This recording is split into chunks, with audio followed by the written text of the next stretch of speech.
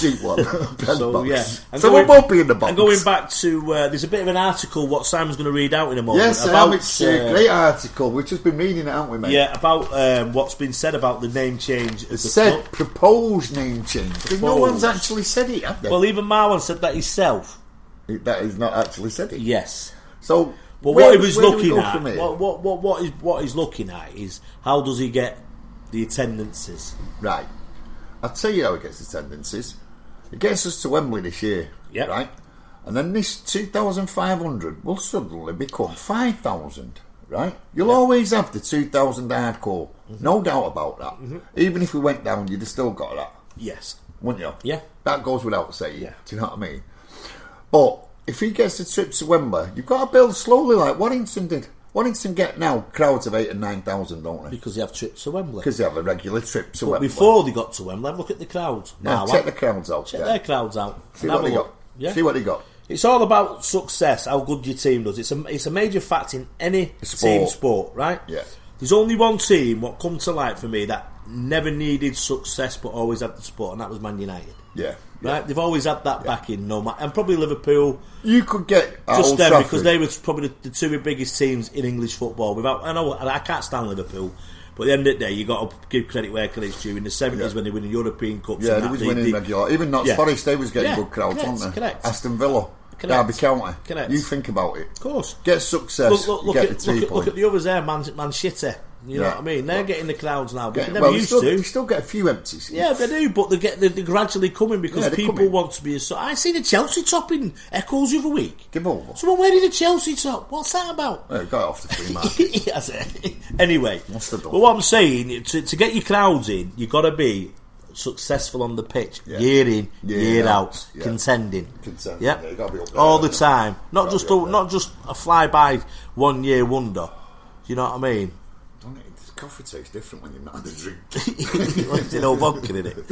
So, are you going to read this article out? Yeah, of course I will. Yeah. Pass it here, mate. Read it out. It's a article. It's been written by a good friend of ours, Mr. David of Bainbridge.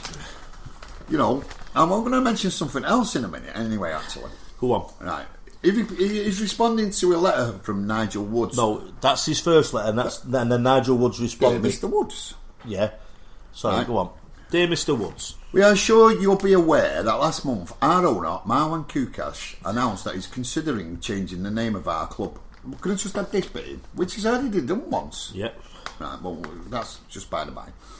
We have formed an action group to oppose this preposterous idea and will do everything within our power to ensure it does not happen to the proud Salford name, and the proud Salford name continues. We are talking about Salford RLFC. Formed in 1879, the original Red Devils, the star team of the 30s, the great entertainers and twice champions in the 1970s, shall we say. Although we have not been challenging for honours for some time until this season, we still are a fantastic rugby league football club, which appears to have a bright future on the field. The reason Dr. Kukash cites for the name change is his belief that the attendance figures at the AJ Bell Stadium are inadequate, despite gates being up on the previous 2 seasons. Indeed, our gate figures are reduced to indicate only the number of paying spectators, unlike other clubs which include all attendees in their stated figures. We also do not include any season ticket holders who do not attend the match, whatever the reason for this is. The reduction in our crowd numbers by hundreds of people for every home game does not reflect well on Salford when comparing with other attendances in the Super League, and affects the perception of the wider rugby league public.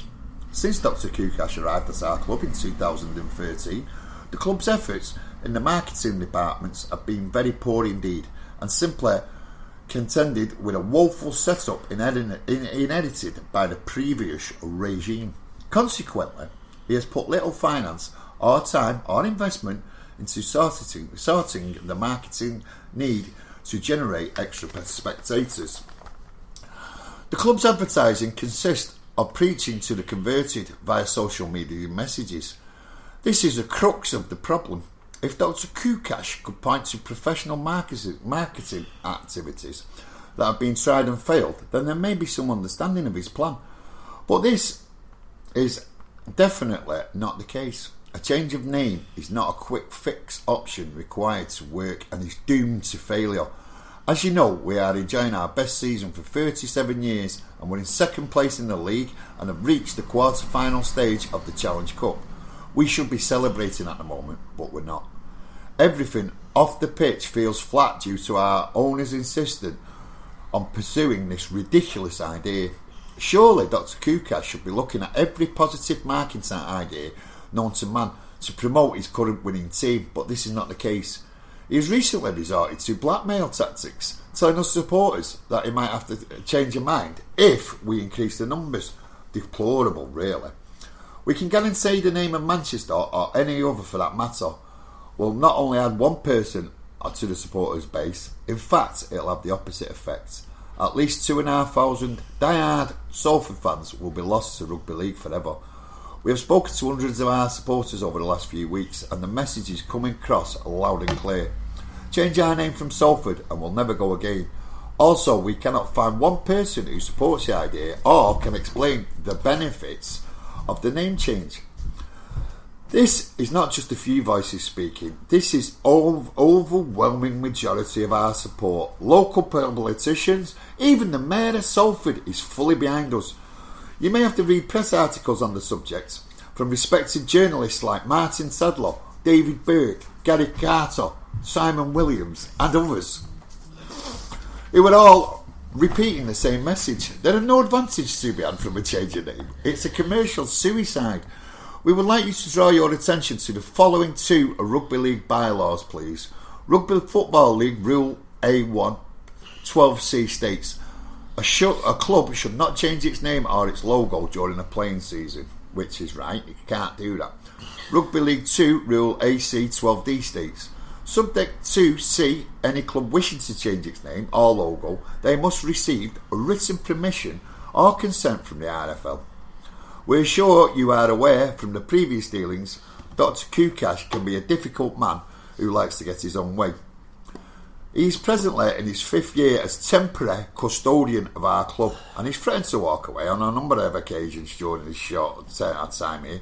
Realistically, he's unlikely to be around for many years to come. Unfortunately, he has little understanding of the British Rugby League and its associated heritage. Do we really want one man to destroy 137 years of rugby league history on a personal whim due to his inability to market the club and generate and increase financial numbers? We also know rebrandings in British Rugby League that have been successful. I read that wrong. We do not know of any rebrandings that have been successful. We worry about investigating the process of the club initiated. We feel that Salford Rugby League Club has a large appeal and is being untapped. We feel that new roads is being constructed to link the current stadium to the Trafford Centre could be a real positive for the Salford club going forward.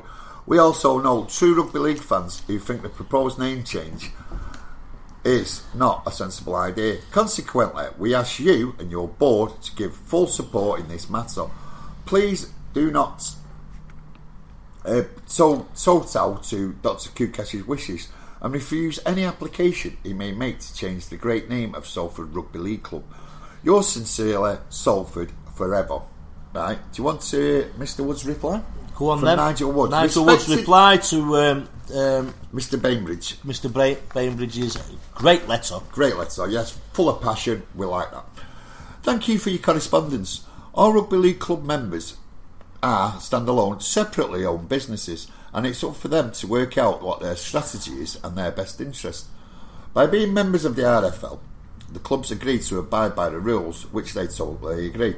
The RFL's role primarily is to uphold those and shared rules, but is not to run the club themselves. We do not shadow direct. The RFL does clearly have a significant role to play where the proposed actions of a club impacted on the rights and prospects of other members. Aside from that, there is an overreaching duty for the RFL to act responsibly in the application of the rules. I am not aware yet of any formal request. Going back to that, he's not actually said it, has he? No, for the RFL to consider a name change, nor a location change. But if one to be submitted, we would be obliged to consider it appropriately and not to act unreasonably.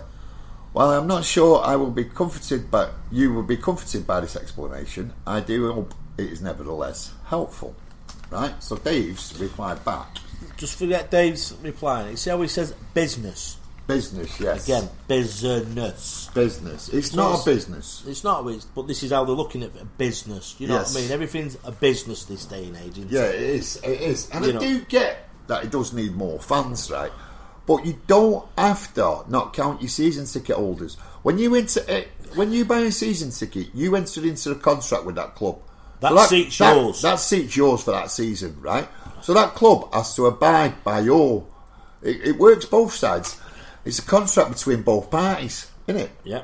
No matter what. If you choose not to go, your season ticket's still paid for. That number should be counted for, shouldn't it? Yeah. Just one sec, Si. Have you ever...